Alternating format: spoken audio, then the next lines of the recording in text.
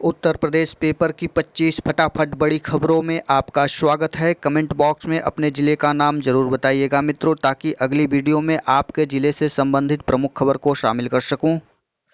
दो टून, देश के जाबाजों का बलिदान व्यर्थ नहीं जाएगा। प्रधानमंत्री नरेंद्र मोदी ने कहा, भारत शांति चाहता है, उकसाने पर मुंहतोड़ जवाब देंगे। 22 जून को भारत, रूस और चीन की प्रस्तावित बैठक टलने के आसार। 20 से अधिक देशों के साथ है चीन के सीमा क्षेत्र से जुड़े विवाद। सीमा पर लद्दाख से अलावा अरुणाचल, उत्तराखंड, हिमाचल, सिक्किम से लगी सीमा पर निगरानी बढ़ाई।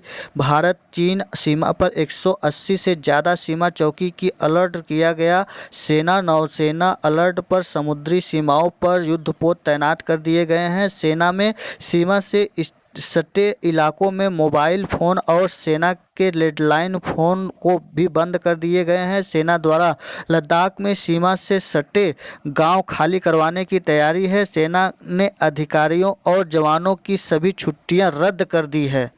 सेना के अलगवान घाटी के शहीदों की सूची जारी की। सर्वाधिक बिहार के हैं लोग। दिल्ली, वाराणसी, अहमदाबाद समेत कई शहरों में विरोध प्रदर्शन हुआ। प्रधानमंत्री मोदी ने गुरुवार को इस मामले पर सार्वजनिक बैठक बुलाई। अमेरिका, ब्रिटेन ने कहा है कि वे स्थिति पर नजर रखते हुए हैं, बातचीत के जरिए रास्ता निकालना चाहिए। संयुक्त राष्ट्र ने हिंसा पर चिंता जताई और दोनों पक्षों से बातचीत के जरिए शांतिपूर्ण समाधान पर जोर दिया है।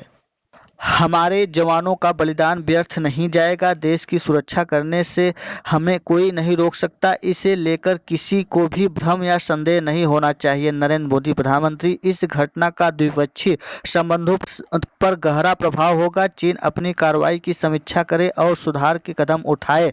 विदेश मंत्री एस जयशंकर, प्रधानमंत्री को बताना चाहिए कि चीन ने हमारी सरजमी पर कब्जा कैसे किया, सैनिकों की शहादत क्यों हुई। सोनिया गांधी, कांग्रेस अध्यक्ष। राम जन्मभूमि परिषद में विराजमान रामलला के भव्य मंदिर निर्माण के लिए भूमि पूजन 2 जुलाई को प्रातः 8 बजे से 10:30 बजे तक होगा। कोरोना के कारण देश की परिस्थितियों को ध्यान में रखते हुए प्रधानमंत्री नरेंद्र मोदी वीडियो कॉन्फ्रेंसिंग के जरिए इस आयोजन का हिस्सा बनेंगे। भूमि पूजन के बाद वे अपना संदेश भी देंगे। प्रदेश में बुधवार को एक दिन में सबसे ज़्यादा 591 संक्रमित मरीज मिले हैं। इसमें सबसे ज़्यादा 73 अकेले लखनऊ के हैं। इससे पहले 12 जून को सर्वाधिक 536 मरीज मिले थे।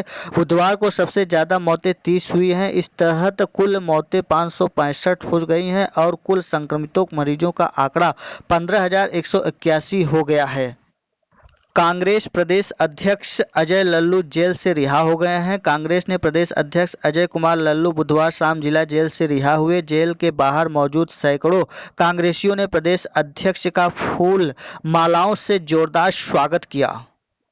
मौसम विभाग के अनुसार बारिश के लिए अनुकूल स्थिति बन चुकी है। गुरुवार को तेज हवाओं संग हल्की तेज बारिश हो सकती है। पिछले 2 दिनों से मानसून हवाओं का जोर दिखाई पड़ रहा है, लेकिन कहीं बूंदाबांदी तो कहीं हल्की फुहारा पड़कर रह गया है। महोसी स्थित मौसम केंद्र की भारतीय मौसम विभाग दोनों ने ही अब बारिश का पूर्वानुमान जताया है। भारतीय मौसम विभाग के अनुसार तो अगले 2-3 दिन अच्छी बारिश के संकेत दिख रहे हैं। वहीं बुधवार को सुबह बादल छाए और हवा चलनी शुरू हो गई है। ऐसा लगा कि बारिश होगा, लेकिन कुछ स्थानों पर बूंदाबांदी हुई। बदली रहने से तापमान में गिरावट जरूर दर्ज की गई। अधिकतम तापमान सामान्य से 3.5 डिग्री कम और 34.7 दर्ज किया गया है। न्यूनतम तापमान 26.8 डिग्री सेल्सियस रहा। अमौसी मौसम केंद्र के अनुसार गुरुवार को अधिकतम तापमान 34 और न्यूनतम 27 डिग्री सेल्सियस रह सकता है। कृषि मंत्री सूर्य प्रताप शाही ने बुधवार को रहमान खेड़ी स्थित राज्य कृषि प्रबंधन संस्थान में लघु एवं सीमांत कृषकों को बायर कंपनी द्वारा निःशुल्क उपलब्ध कराए जाने वाले उन्नतशील प्रजाति के बीज, उर्वरक, पेस्टिसाइड की किट प्रदान किए। दफ्तर फर्जी, अफसर फर्जी और वर्क ऑर्डर भी झूठे। पशुपालन विभाग में आटे की सप्लाई का ठेका दिलाने के नाम पर व्यापारी से करोड़ों रुपए हड़पने का मामला। फर्जी दस्तावेज से लगी थी लाल बत्ती, अभी जांच चल रही है। उपनिदेशक AK मित्तल कोई है ही नहीं इस विभाग में। 292 करोड़ रुपए का ठेका भी मिला था, लेकिन सब खराब हो गया। 9 करोड़ 72 लाख रुपए हड़पे थे। जलयोग के व्यापारी ने सिपाही के रिश्तेदार भी फरार हो गए हैं। कई और कर्मचारी रडार पर हैं। आरोपियों की कई संपत्तियों का पता चला है। ओवरलोड ट्रकों पर 22,000 जुर्माना से हड़कंप। नियम तोड़ने वाले ट्रांसपोर्टर को अब ज्यादा जुर्माना देना होगा। ट्रकों के पहियों के हिसाब से माल लादने की अनुमति मिलती है। पहले प्रति टन 3,000 रुपये जुर्माना वसूला जाता था। नियम तोड़ने वाले गाड़ी मालिकों को जल्द ही नए नियमों के तहत जुर्माना भरना होगा। इसी क्रम में ट्रकों पर जितने टन माल लादने की अनुमति होगी, उससे 1 टन भी ज्यादा माल लादने पर 22,000 जुर्माने का चालान कटेगा। सरकार ने इस फैसले से ट्रांसपोर्टर में हड़कंप मच गया है। ऐसी स्थिति में ट्रकों पर काफी हद तक ओवरलोडिंग रोकने में कामयाबी मिलेगी। यूपी में गारमेंट हब बनाने के लिए काम करें योगी सरकार। सीएम ने गारमेंट मैन्युफैक्चरिंग में रोजगार के अवसर को लेकर प्रस्तुतिकरण देखा। जो कामगार श्रमिक वापस लौटे हैं, उनमें बड़ी संख्या में टेलरिंग एक्सपर्ट भी हैं। इन्हें प्रदेश में इसी से संबंधित रोजगार उपलब्ध कराया जाए।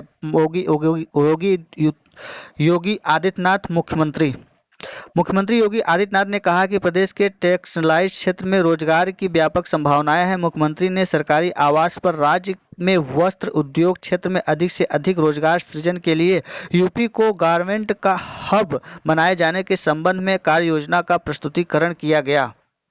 राज्य अनलॉक के दूसरे चरण की तैयारी करे। मोदी कोरोना से जंग जीतने वालों को सामने लाने पर जोर दिया। प्रधानमंत्री नरेंद्र मोदी ने कोरोना के खिलाफ लड़ाई को और तेज करने के साथ साथ साफ किया है कि देश अनलॉक की तरफ बढ़ रहा है और सभी राज्य अनलॉक 2 की तैयारी करें।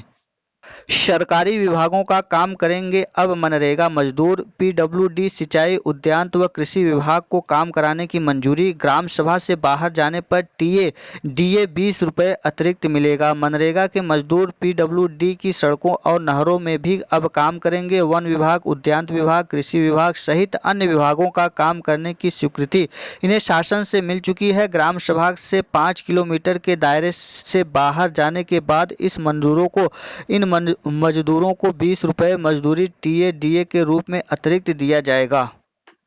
नवागत SSP अभिषेक दीक्षित ने पदभार संभाला। प्रयागराज जिले के नए SSP अभिषेक दीक्षित ने मंगलवार देर रात पदभार संभाल लिया। बुधवार सुबह उन्होंने IG KP सिंह और ADG प्रेम प्रकाश से मुलाकात की। इसके बाद शाम को पुलिस कर्मियों के साथ बैठक कर रूबरू हुए।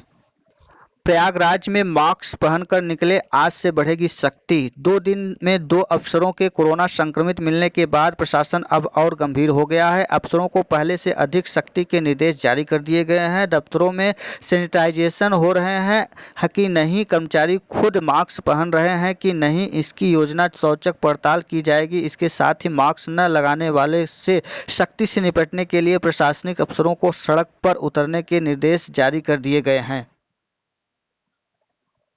उत्तर प्रदेश में पुलिस के हेड कांस्टेबल को विवेचना का अधिकार देने की तैयारी। पुलिस के हेड कांस्टेबल को भी विवेचना का अधिकार देने की तैयारी चल रही है। विवेचना का अधिकार देने के लिए असंज्ञेय अपराध NCR के सभी मामले समेत कुल 11 प्रकार के अपराधों को सूचीबद्ध किया गया है। गृह विभाग की पहल पर पुलिस के आला अधिकारियों ने बुधवार को इस संबंध में मुख्यमंत्री के सामने प्रस्तुतिकरण दिया। सूत्रों के अनुसार मुख्यमंत्री ने प्रस्ताव में कुछ संशोधन करने का सुझाव दिया है। गाजीपुर में 21 मिले पॉजिटिव। कोविड-19 अस्पताल में भर्ती 24 घंटे में कुल देखा जाए गाजीपुर में तो 5,896 मामले आए हुए हैं, जिसमें से 64 लोग पॉजिटिव इस समय वर्तमान में हैं और 5,229 लोग निगेटिव पाए गए हैं। वहीं 667 लोगों की रिपोर्ट आनी बाकी है। 162 लोग स्वस्थ हुए हैं। गाजीपुर में फिल्मी गाना बजाने पर भिड़े दो पक्ष, 15 घायल हो गए हैं। गहमर के गोइसरा गांव में ट्रैक्टर में फिल्मी गाना बजाने से मना करने पर पीटा ट्रैक्टर मालिक ने बस्ती में किया हंगामा। 50 लोगों को साथ लेकर वहां पे पुलिस एसटीएफ तैयार है। कोविड-19 संक्रमण तथा लॉकडाउन से उत्पन्न परिस्थितियों को देखते हुए कैश मैनेजमेंट के तहत प्रदेश सरकार ने किसी प्रकार के एरियर के भुगतान पर 30 सितंबर तक रोक लगा दी है। एरियर का भुगतान अब 30 सितंबर के बाद ही होगा। ये था आज का उत्तर प्रदेश पेपर की 25 फटाफट बड़ी खबरें। वीडियो अच्छा लगा हो तो देव एकेडमी को सब्सक्राइब, लाइक, शेयर, कमेंट करना ना भूलिएगा दोस्तों। वीडियो में अंत तक बने रहने के लिए बहुत बहुत धन्यवाद। फिर मिलते हैं एक नई सूचना के साथ, तब तक के लिए नमस्कार।